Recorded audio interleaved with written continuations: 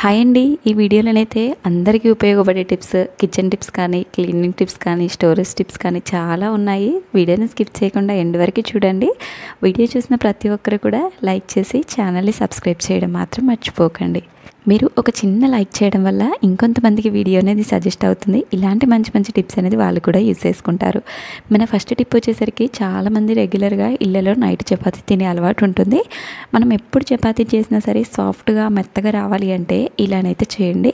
First of all బౌల్లో పిండిని తీసుకొని అందులో కొంచెం సాల్ట్, ఆయిల్, అలాగే కొన్ని పాలు, అలాగే కొంచెం గోరువెచ్చని వాటరు వీటన్నిటిని వేసి బాగా మిక్స్ చేసుకోవాలి. తర్వాత ఈ పిండిని అంతా కలుపుకొని ఒక 10 to 15 మినిట్స్ అనేది నాననివ్వాలి. ఒక 15 మినిట్స్ తర్వాత కనుక మనం చపాతీ చేసాము అనుకోండి, చాలా సాఫ్ట్గా మెత్తగా వస్తాయి. ఇందులో కొన్ని పాలను యాడ్ చేయడం వల్ల చపాతీ అనేది మెత్తగా వస్తాయి. ఈ టిప్ అయితే చాలా బాగా వర్క్ అవుతుంది. తప్పకుండా ట్రై చేయండి. మన నెక్స్ట్ టిప్ అండి, మనం కట్ చేసిన లెమన్ని ఫ్రిడ్జ్లో డైరెక్ట్ పెట్టేసామనుకోండి, ఆ పీస్ అంతా కూడా ఎండిపోతుంది. అందులోని రసం అనేది అంత తొందరగా బయటికి రాదు. అలా పాడవకుండా ఎండిపోకుండా ఉండాలి అంటే మనము ఏదైనా ఒక టూత్ పిక్ తీసుకొని ఇలా క్లోజ్ చేసి కనుక పెట్టాము అనుకోండి, లెమన్ అనేది ఎన్ని రోజులున్నా సరే పాడవకుండా ఉంటుంది. ఎప్పుడైనా సరే మనం తీసుకోవాలి అనుకోండి, జస్ట్ ఒక 2 మినిట్స్ ముందు తీసి బయట పెట్టి రసం కనుక తీసాము అనుకోండి, చాలా మంచిగా వస్తుంది. మన నెక్స్ట్ టిప్ అండి, నార్మల్గా ప్రతి ఒక్కరి కిచెన్లో కామన్గా ఈ కందిపప్పును అయితే వాడతాము. కందిపప్పు అనేది ఎక్కువ రోజులు ఫ్రెష్గా ఉండాలి, పురుగు పట్టకుండా ఉండాలి అంటే వర్షాకాలంలో తొందరగా పురుగు పట్టేస్తుంది. అలా కాకుండా ఫ్రెష్గా ఉండాలి అంటే ఏదైనా కొబ్బరి చిప్పని తీసుకొని అందులో వేసి కనుక మూత పెట్టాము అనుకోండి, చాలా రోజుల వరకు ఫ్రెష్గానైతే ఉంటుంది. అలాగే ఈ కొబ్బరి చిప్ప మనం ఏదైనా కందిపప్పు తీసుకునేటప్పుడు ఇలా తీసుకోవడానికి కూడా యూజ్ అవుతుంది. ఇలా చేయడం వల్ల మన కందిపప్పులో పురుగు అనేది పట్టదు, ఎక్కువ రోజులు ఫ్రెష్గానైతే ఉంటుంది. ఇలా ఏ పప్పులోనైనా సరే ఇలా చేసాము అనుకోండి, పురుగు అనేది పట్టదు. వర్షాకాలంలో ఈ టిప్ అయితే చాలా బాగా వర్క్ అవుతుంది. మనకు ప్రజెంట్ ఈ పండగ రోజుల్లో మనము పసుపు కానీ కుంకుమ కానీ ఎక్కువ క్వాంటిటీలో తెచ్చి స్టోర్ చేసుకుంటాము. కొన్నిసార్లు మనం ఇయర్కి సరిపడా ఒకేసారి తెచ్చి స్టోర్ చేసుకుంటాము. అలా ఎక్కువ రోజులు పెట్టాము అనుకోండి, అది పురుగు పట్టేస్తుంది. అలా పురుగు పట్టకుండా మనకి కలర్ చేంజ్ అవ్వకుండా ఉండాలి అంటే అందులో ఒక హారతి కర్పూరం వేసి కనుక మూత పెట్టాము అనుకోండి, ఎన్ని డేస్ ఉన్నా సరే మనకి పురుగు అనేది పట్టదు, చాలా ఫ్రెష్గానైతే ఉంటుంది. ఎప్పుడైనా కావాలి అన్నప్పుడు కూడా డైరెక్ట్ తీసి వాడుకోవడానికే ఉంటుంది. ఇలా చేయడం వల్ల మనకి కర్రీస్లో వేసుకున్నా కూడా పసుపు అనేది కలర్ చేంజ్ అవ్వకుండా ఉంటుంది. మనం ఇంట్లో రెగ్యులర్గా కర్రీస్ కోసం అయితే ఆనియన్, పచ్చిమిర్చిని అయితే కట్ చేస్తూ ఉంటాము. ఇంట్లో చిన్నపిల్లలు ఉన్నారు అనుకోండి, మనం కట్ చేసిన తర్వాత వాళ్ళని ముట్టుకున్నా, వాళ్ళకి స్నానం చేయించినా వాళ్ళకి ఒళ్ళంతా మండిపోతుంది. ఈవెన్ మన చేతులు కూడా మండుతాయి కొన్నిసార్లు. అలా మండకుండా ఉండాలి అంటే మనం ఇంట్లో యూజ్ చేసే ఏదైనా కోల్గేట్ టూత్పేస్ట్ కానీ ఏదైనా పేస్ట్ ఉంటుంది కదా, ఆ పేస్ట్ని ఇలా అప్లై చేసుకొని హ్యాండ్ కనుక వాష్ చేసుకున్నాము అనుకోండి, మనకి మంట అనేది మండదు. మన నెక్స్ట్ టిప్ అండి, చాలామంది ఇళ్ళలో రెగ్యులర్గా మార్కెట్కి వెళ్ళిన ప్రతిసారి నిమ్మకాయలు అయితే తెచ్చుకుంటారు. చాలామంది మార్నింగ్ లేవగానే లెమన్ హనీ తాగే అలవాటు ఉంటుంది కదా, అలా నిమ్మకాయలు తెచ్చుకున్నప్పుడు అవి తొందరగా కుళ్ళిపోతాయి. అలా కుళ్ళిపోకుండా ఉండాలి అంటే first of all news paper కానీ టిష్యూ పేపర్ కానీ ఏదైనా తీసుకోవచ్చు. టిష్యూ పేపర్ ఉంటే tissue paper, if in case tissue paper లేకపోతే ఇలా న్యూస్ పేపర్ తీసుకొని ఇలా నిమ్మకాయను గాలిపోకుండా మొత్తం కూడా చుట్టుకోవాలి.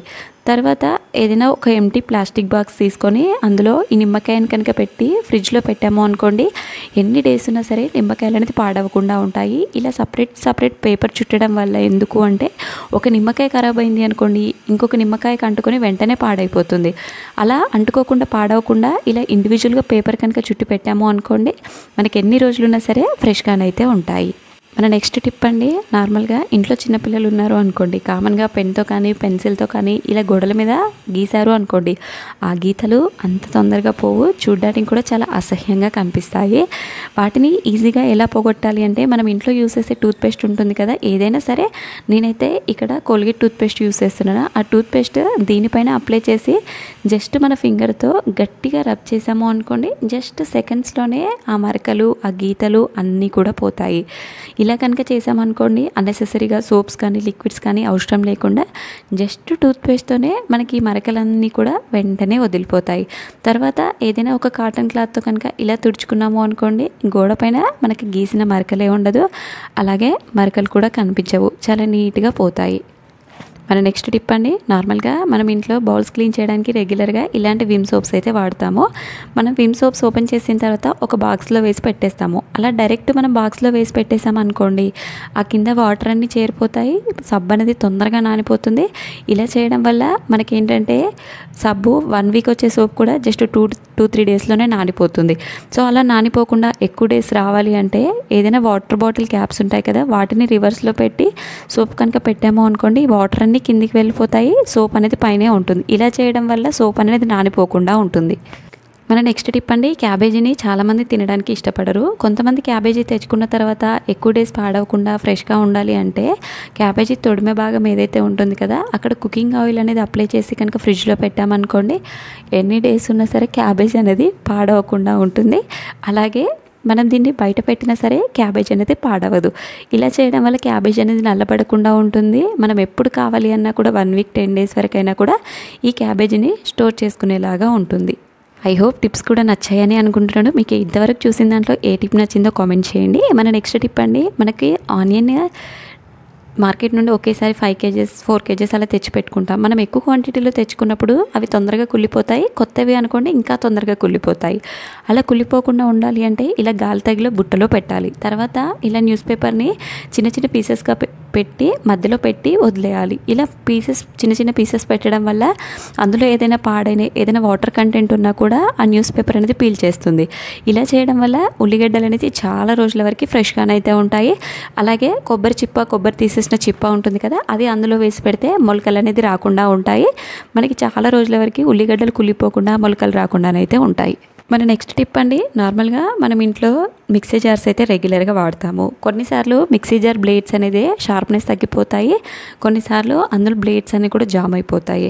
అలా జామ్ అయినప్పుడు బ్లేడ్స్ అనేది సరిగ్గా తిరగవు. అలా జామ్ అయిన బ్లేడ్స్ని ఈజీగా ఎలా రిపేర్ చేసుకోవాలి అంటే, మనం ఇంట్లో యూస్ చేసే coconut oil are cooking oil కొంచెం తీసుకొని ఇలా ఎడ్జెస్కి వేసి లోపలికంతా వెళ్ళే వరకు దాన్ని అప్లై చేసుకోవాలి.